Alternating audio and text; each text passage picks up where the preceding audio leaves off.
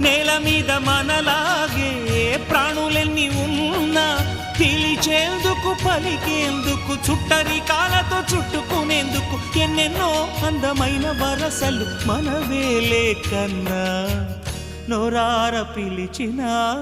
పలకని వాడిన మనసున మమతలున్న మనిషిని కానా